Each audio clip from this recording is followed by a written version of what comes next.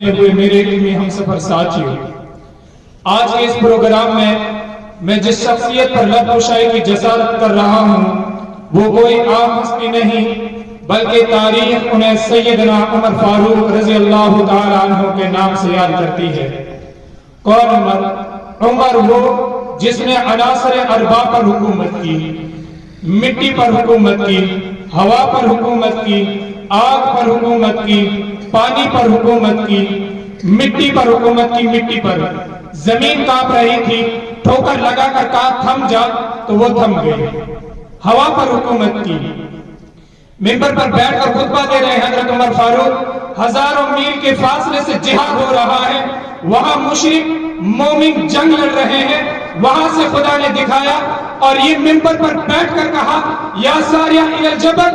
ہوا پیغام لے کے جا رہی ہے۔ آگ پر حکومت کی، بتایا گیا مدینے کی وادی میں آگ لگ گئی، کہا یہ عمر کا رومال لے جاؤ اور آگ سے کہو عمر نے بھیجائے، آگ رک گئی۔ پانی پر حکومت کی، بتایا گیا دریا رکا ہوا، کہ میں خط لکھتا ہوں دریا کو دیتے آؤ۔ عمر وہ جو اٹھے تو زیست کا عنوان بنے،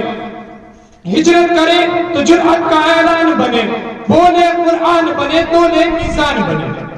سب سے پہلے جس نے کعبہ کا دروازہ کھولا عمر بن خطاب ہے، سب سے پہلے جس نے اعلانیہ ہجرت کی عمر بن خطاب ہے، جس کی زبان پہ حق بولتا تھا عمر بن خطاب ہے، جس کے سائے سے شیطان بھاگتا تھا عمر بن خطاب ہے، جس کے سائے سے کفر لرزتا تھا عمر بن خطاب ہے، جس نے محکمہ مال محکمہ ڈاک قائم کیا عمر بن خطاب ہے، جس نے مکے سے مدینے تک اسلامی چھاؤنی قائم کی عمر بن خطاب ہے، جس نے 4000 مسجدیں تعمیر کرائی عمر بن خطاب ہے، جس نے 900 جامع میں مسجدیں بنائی عمر بن خطاب ہے، جس نے پہلی دفعہ ہر مسجد کے لیے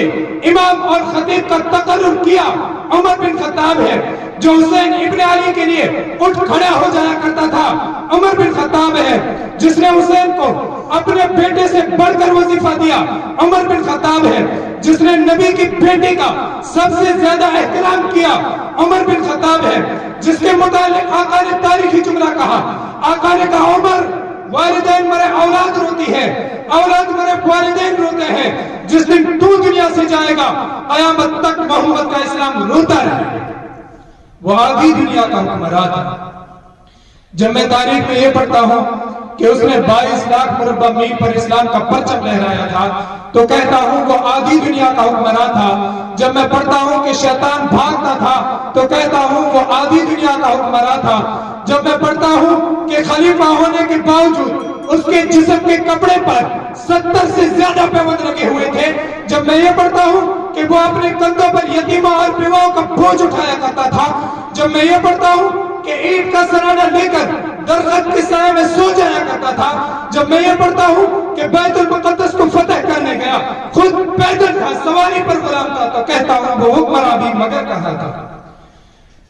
وہ آدھی دنیا کا حکمراں تھا، وہ حکمراں بھی مگر کہاں تھا۔ بگڑتی موجوں پہ حق پرستوں کی سادہ کشتی کا بادباں تھا، بڑا مبارک ہے نام اس کا، ستاروں جیسا مقام اس کا، وہ ایک شاہی صفت مجاہد جو سوئے منزل رواں دوا تھا، ابھرتے سورج سے تاج مانگا، سمندروں سے خراج مانگا، کسے خبر ہے کہ اس کا سکہ جہاں میں جاری کہاں کہاں تھا۔ حسین سے پوچھو، علی سے پوچھو، تم اس کے بارے نبی سے پوچھو، اندھیری شب میں چراغ بن کر جو ساری دنیا میں ذو فشا تھا۔ وما علینا